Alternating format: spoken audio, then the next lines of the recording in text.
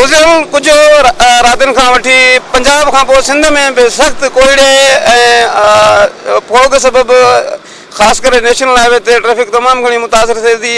उन खां सवाइ अॼु त सॼो ॾींहुं घुटकी में बिजली जो निज़ाम बि धरम भरम, मोबाइल फ़ोननि जा नेटवर्क बि मुतासिर थिया। उन हवाले सां हिते कुझु ड्राइवरनि सां बि ॻाल्हि ॿोल कंदासीं। कहाँ से आ रहे हो?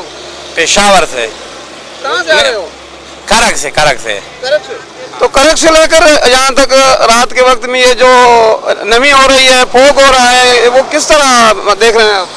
तो मैं रास्ते में सोता है जो बस जिस तरह धुन हो जाए, रास्ते में सोता है खड़ा हो जाता है।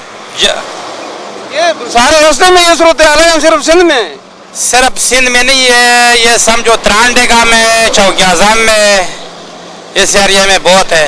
सकर में समझो है, पंजाब में भी, पंजाब में शेखपुरा में, माचिके का इस एरिया में बहुत है। क्या हो जाता है, रोड नजर नहीं आता? तो रोड तो नजर नहीं आता है बिल्कुल। तो ये मोटर पुलिस वाले फिर आपको कोई रहनुमाई करते हैं, कहते हैं कि ग्रुप के शक्ल में चलो? अब वो तो करता है, वो पेट्रोलिंग वाला भी करता है, मोटरवे वाला भी करता है। हाँ, कल तकलीफ थे थी जबरदस्त संगे थे थी, टाइम खराब थे तो बीठा हूँ कलाकनि जा कलाक। ये जो कोहीड़ो शुरू थियो आहे गुज़िरियल कुझु ॾींहनि खां, त कहिड़ी तकलीफ़ थिए थी तव्हांखे गाॾी हलाइण में? रोड नज़र नथो अचे। अच्छा, हाँ। किथे वञो पिया? लाहौर खां पिया अचूं, ड्राइवेंट खां। अच्छा, रायवेंड खां वठी इहा सूरत हाल आहे या सिर्फ़ु सिंध में? कल रायवेंड खां वेंदे पंजाब ताईं आहे। अच्छा, हा, सिंध में घटि आहे। अच्छा, हा। अच्छा, इन दौरान जेको मोटरवे पुलिस आहे उन तरफ़ां तव्हांखे हिदायतूं ॾिनियूं वयूं आहिनि या उहो तव्हांजी का मदद कंदा? न मोटरवे किथे गाॾियूं बीहारे काफ़िलनि जी सूरत में हलो पिया या अकेला अकेला वञो? अकेला।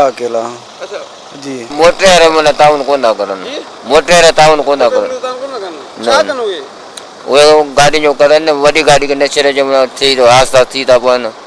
जी, जीअं जीअं राति थींदी पई वञे तीअं तीअं कोहीड़ में इज़ाफ़ो थींदो पियो वञे। उन हवाले सां इंतिज़ामिया तरफ़ां ड्राइवरनि खे हिदायत कई पई वञे त उहे गैर ज़रूरी सफ़र न कनि ऐं जॾहिं कोहीड़ में इज़ाफ़ो थी वञे त उहे किथे न किथे बीहनि, आराम कनि। जॾहिं माहौल ठीकु थिए, रोड नज़र अचणु जहिड़ो हुजे तॾहिं सफ़र कनि। कैमरामैन यूसुफ मंगी सां गॾु अलावर बोज़ार के